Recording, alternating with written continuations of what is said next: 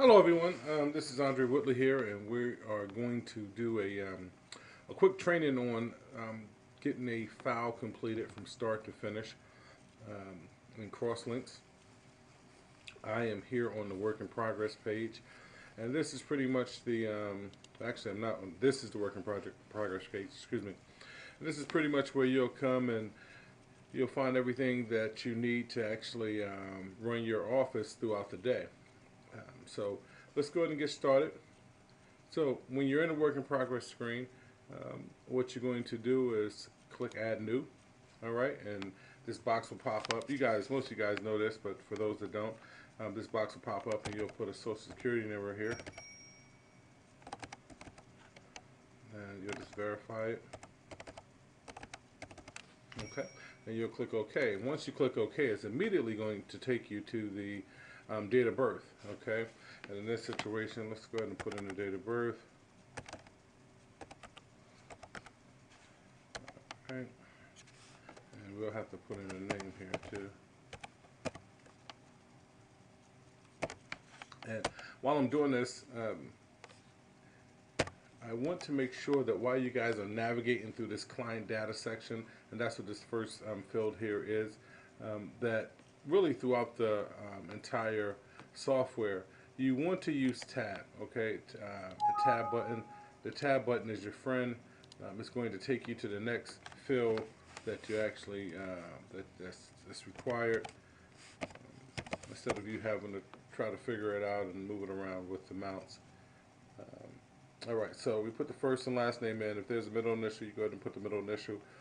Immediately, it will take you to, of course, the suffix. In this case, we're not going to put one there. And then the occupation. All right, and whatever that occupation is, you don't have to go into detail. It's not the job or who they work for. What do you do? Okay, we'll put that this person is in sales, and we'll move right along. All right, these two fields here. If the client was blind, actually in this section, if the client was not claiming himself or herself as a dependent, we would click that here. If they were blind, you would click here, or disable and click here. Now, one thing I want to tell you about disable, real quick. If you have a customer that says that they're disabled, all right, this disable right here means that someone else takes care of them. Okay.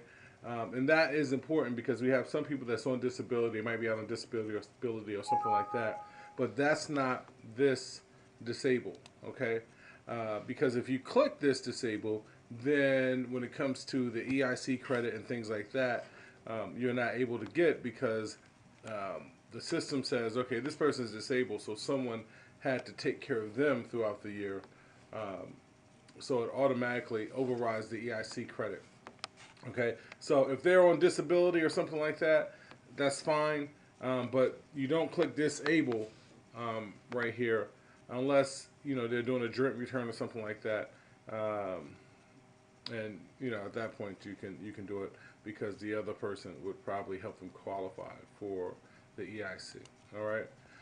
So the next section that we're going to go to is the home phone number. Okay, I try to get as many phone numbers as possible. Just in case you ever have to contact them about something. Alright, so I want to get the home, I want to get the work, and of course I want to get the cell. If all else fails, try to get the cell. Just about everyone carries a cell phone today. Try to get that number if all else fails, okay? And then the email address, I don't know why this thing keeps popping up, but I'll just clear it out when it does. And I really don't put anything in the text message section. We don't really use that. But I do want to know, how would you like us to contact you first? And we'll say the cell phone for that. And we could say, preferred language. Most of the times it's going to be English. But if you have that situation where it is Spanish, we would like to know it. Okay. And this person is a male. And let's say for this situation, we're going to just use the most simple one, and that's the single filing status. Okay, so when you come here, I should say, you'll have an option. And if you look down at the bottom, you'll see 1 is for single, 2 is for married filing joint, 3 is for married filing separate, 4 is for head of household, and then 5 is for the qualified widower. All right, in this situation, we're going to put 1, which equates to single. All right, and we'll tab again, and it'll take us right to the address box. And you notice it skips right over this box because we didn't put in married filing joint. Now, if I put in married filing joint, which is number,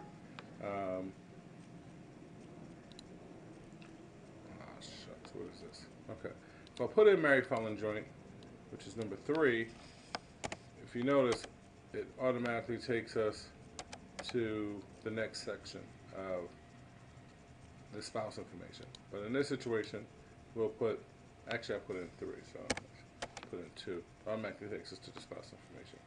All right. In this situation, we're going to say it's 1, so we'll keep that, and we'll skip over to the address. All right.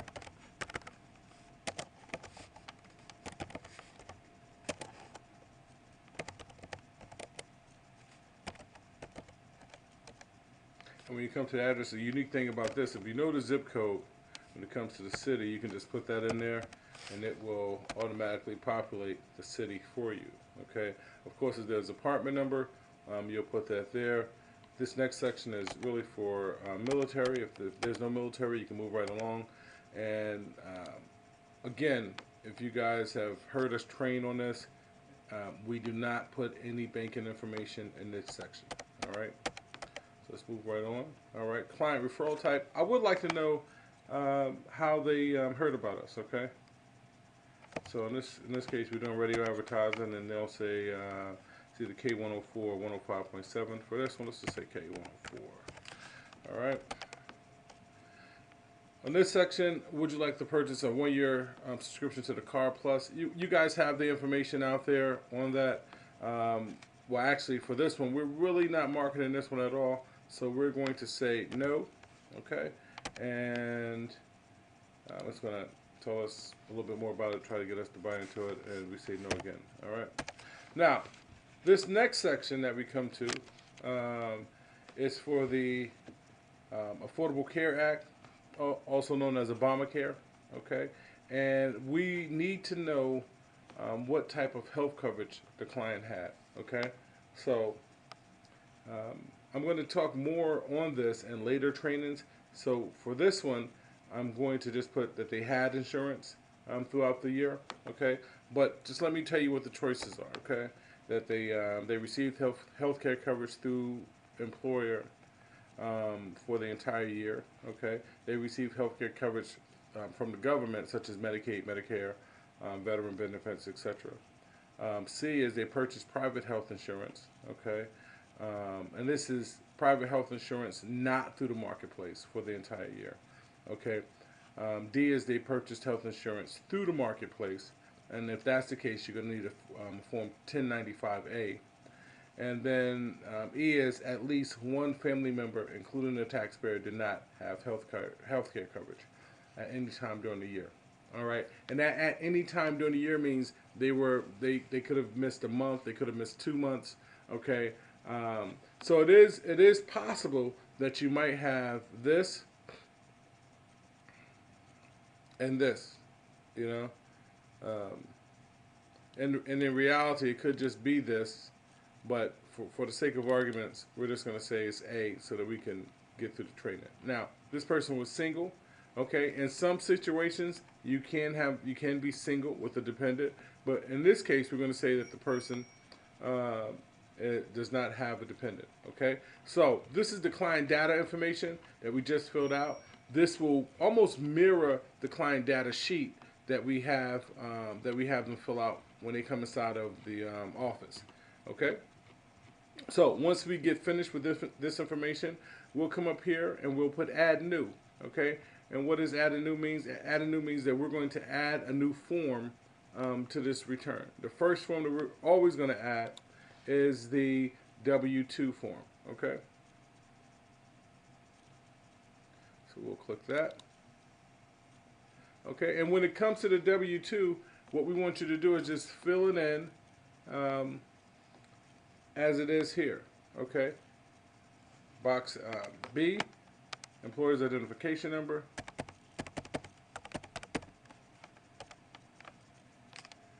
We'll put an address. or the name of the company first. Okay, actually sales. All right.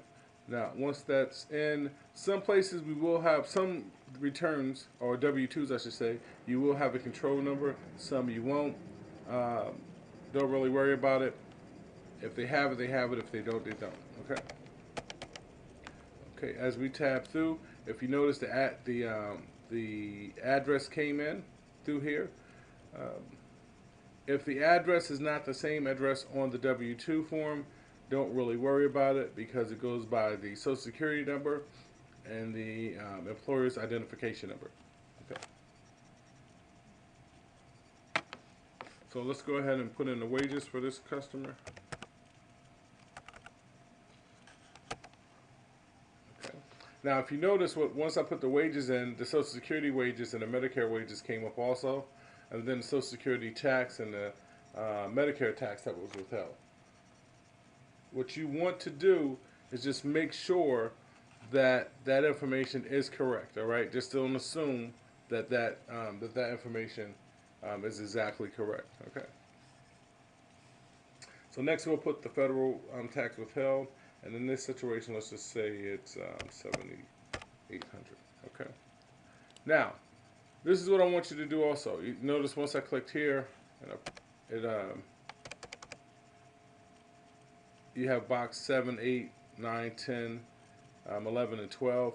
If there's anything in there, then we're going to put what's there. Okay. Box 12 is what I want you to pay close attention to, because some situations you'll see a W-2 and it might say 12A, 12B, 12C, 12D, and so forth. But if you look real close, 12A, meaning it's the first line in section 12, will have a letter next to it. All right, and you'll come down to these choices right here. Okay, and what I've seen is at one point, or sometimes people will make the mistake and say, okay, well the letter's A because it's 12 and then it's 12A, and so I'm gonna put that here and then I'll go from there. You have to be extremely careful that you're looking for the actual letter, all right? And it's not line 12A or line 12B. I hope I'm not confusing you, but when you see a return, when you see a W-2 with that, sometimes they have it broken down as A, B, C, D, and E, and then sometimes they'll just have 12, and then they'll have the letter here, all right? If the letters are not in order, okay, A, B, C, D, and E, then you'll put that letter that's there. So it might say 12J, 12K, or something like that. All right, and pretty much you just follow it. You'll put the letter here that represents the code that's on the W-2, and then you'll put the amount here. Okay. All right. But for the most part, we're in Texas. You might do a state return from someone from another state, and they need to get their taxes done.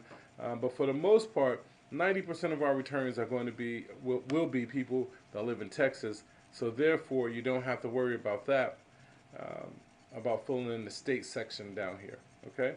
So once you have all this information here, you have completed the W-2. And if there's another W-2, of course you would come here to add form, and you see it's here at W-2. And if not, you can just move on and add the next form.